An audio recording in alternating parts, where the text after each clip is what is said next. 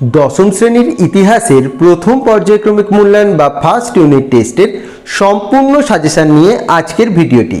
অর্থাৎ আজকের ভিডিওর মাধ্যমে তোমরা যারা দশম শ্রেণীতে পড়ো তোমাদের ইতিহাসের প্রথম পর্যায়ক্রমিক মূল্যায়নে যে অধ্যায়গুলি পরীক্ষা হবে তার ইম্পর্টেন্ট প্রশ্নগুলি আমি বলে দেব। এই প্রশ্নগুলি শুধু তোমাদের প্রথম পর্যায়ক্রমিক মূল্যায়নের জন্য নয়, তোমাদের মাধ্যমিকের জন্যও কিন্তু ভীষণ গুরুত্বপূর্ণ। তাই আজকের ভিডিওটি কোথাও স্কিপ না করে সম্পূর্ণ দেখো এবং যে প্রশ্নগুলি দিচ্ছি ভীষণ ভালো করে তোমরা প্রস্তুত করে নাও। তো চলো শুরু করা যাক আজকের ভিডিওটি।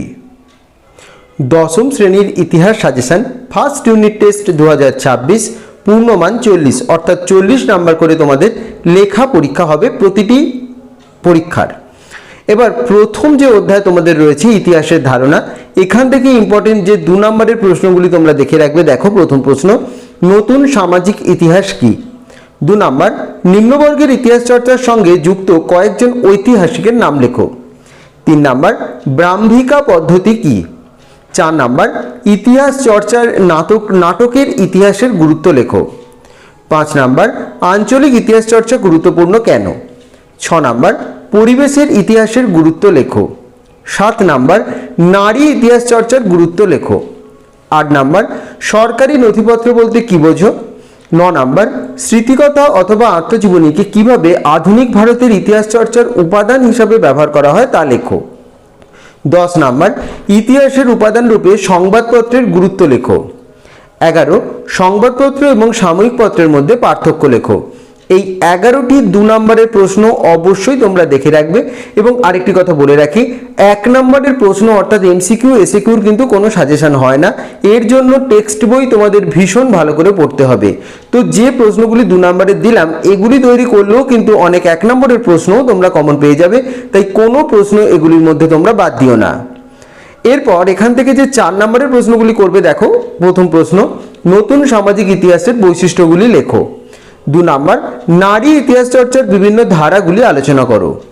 3 নম্বর, আধুনিক ভারতের ইতিহাসের উপাদান হিসাবে বিপিনচন্দ্র পালের লেখা আত্মজীবনী 70 বৎসর অথবা রবীন্দ্রনাথ ঠাকুরের জীবন স্মৃতি অথবা সরলা দেবী চৌধুরানীর জীবনের ঝরা পাতার গুরুত্ব লেখো।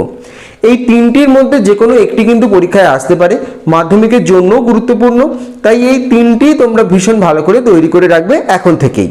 তো 4 নম্বরের এই প্রশ্নগুলি তৈরি করে রেখো। এই চ্যাপ্টার থেকে কোনো রকম 8 নম্বরের প্রশ্ন পরীক্ষায় তোমাদের থাকবে না। এরপর দ্বিতীয় অধ্যায় সংস্কার, বৈশিষ্ট্য ও পর্যালোচনা, এখান থেকে 2 নম্বরের প্রশ্ন করে রাখবে। প্রথম প্রশ্ন, গ্রামীণ সাংবাদিকতার জনক হিসাবে হরিনাথ মজুমদার কতটি গুরুত্বপূর্ণ? 2 নম্বর, হুতুম প্যাঁচার নকশা গ্রন্থে কলকাতার বাবু সম্প্রদায়কে কিভাবে তুলনা করা হয়েছে? 3 নম্বর, সমাজ সংস্কারে নববঙ্গদের ভূমিকা কি ছিল? 4 নম্বর, প্রাচ্য এবং পাশ্চাত্যবাদী দ্বন্দ্ব কি? 5 নম্বর, শিক্ষাক্ষেত্রে 1813 খ্রিস্টাব্দের সনদের গুরুত্ব কি ছিল? 6 নম্বর, মেকলে মিনিট কি? 7 নম্বর, উডের ডেসপ্যাচ কি? 8 নম্বর, মধুসূদন গুপ্ত কেন স্মরণীয়? 9 নম্বর, কে কবে কত নম্বর রেগুলেশন আইন পাশ করে সতীদাহ প্রথাকে নিষিদ্ধ করেন? 10 নম্বর, ব্রাহ্ম সমাজের যে কোনো 2টি সমাজ সংস্কারমূলক কাজের উল্লেখ করো। 11 নম্বর, ভারতবর্ষীয় ব্রাহ্ম সমাজ বিভক্ত হলো কেন? 12 নম্বর, নব্য বেদান্ত কি? 13 নম্বর, সমাজ সংস্কারে নববঙ্গদের ভূমিকা কি ছিল? 14 নম্বর, কে কবে কত নম্বর রেগুলেশন আইন অনুসারে বিধবা বিবাহ আইন পাস করেন? এই 14টি প্রশ্ন অবশ্যই 2 নম্বরের প্রশ্ন হিসাবে এখান থেকে করে রাখবে। যদি কোনো উত্তর তৈরি করতে অসুবিধা হয় প্রশ্নটি মেনশন করে আমাকে কমেন্ট করে কিন্তু অবশ্যই জানাবে, এবং এই সাজেশন ভিডিওগুলি তোমাদের কেমন লাগছে সেটিও কিন্তু কমেন্ট করে জানিও।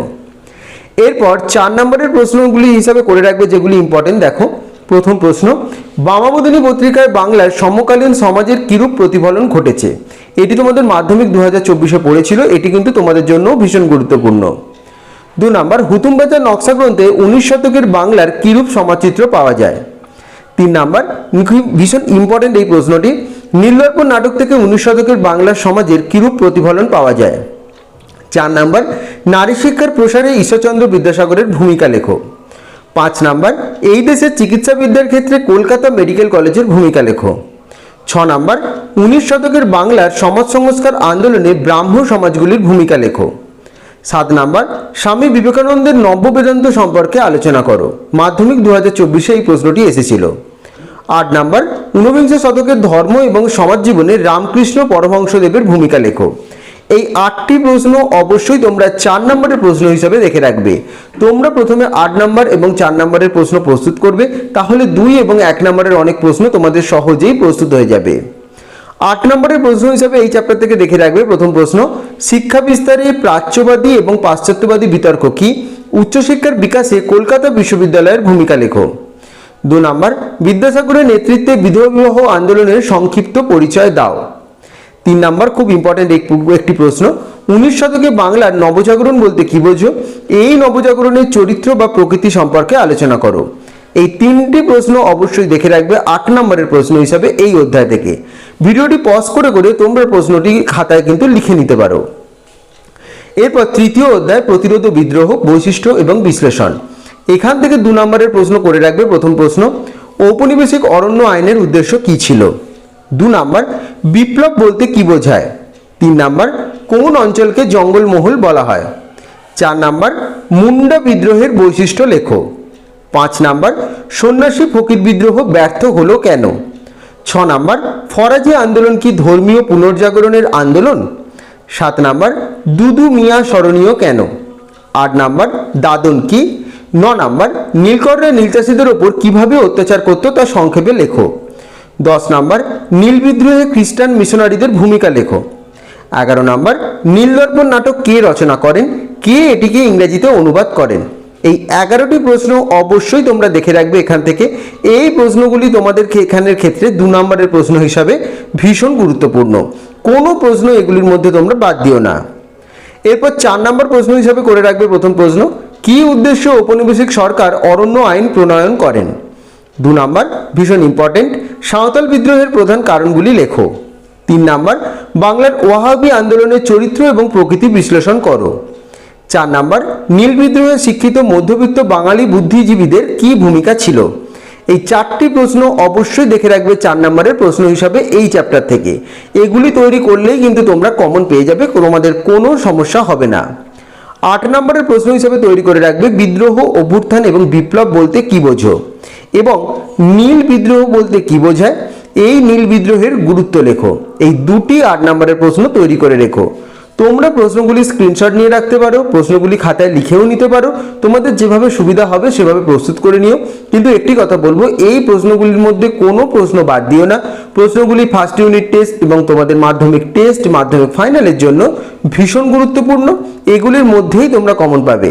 যদি কোনো উত্তর তৈরি করতে কোনো সমস্যা হয়, প্রশ্নটি মেনশন করে আমাকে কমেন্ট করে তোমরা অবশ্যই জানিও, আমি সেই উত্তর তোমাদের নিশ্চয়ই দিয়ে দেবো। এটি হলো তোমাদের 10ম শ্রেণীর প্রথম পর্যায়ক্রমিক মূল্যায়ন ইতিহাসের সম্পূর্ণ সাজেশন। তো আশা করছি আজকের ভিডিওটি তোমাদের ভালো লেগেছে এবং আজকের ভিডিওর মাধ্যমে 10ম শ্রেণীর প্রথম পর্যায়ক্রমিক মূল্যায়ন ইতিহাসের সম্পূর্ণ সাজেশন তোমরা পেয়ে গেলে। যে যে প্রশ্নগুলি দিলাম ভীষণ ভালোভাবে প্রস্তুত করে নাও। যদি কোনো উত্তর তৈরি করতে কোনো সমস্যা হয় আমাকে কমেন্ট করে জানাবে, আমি সেই উত্তর অবশ্যই তোমাদের দিয়ে দেব। এবং ভিডিওটি ভালো লেগে থাকলে ভিডিওটি লাইক এবং শেয়ার করে দিও এবং চ্যানেলটি সাবস্ক্রাইব করে দিও। সকলে ভালো থেকো।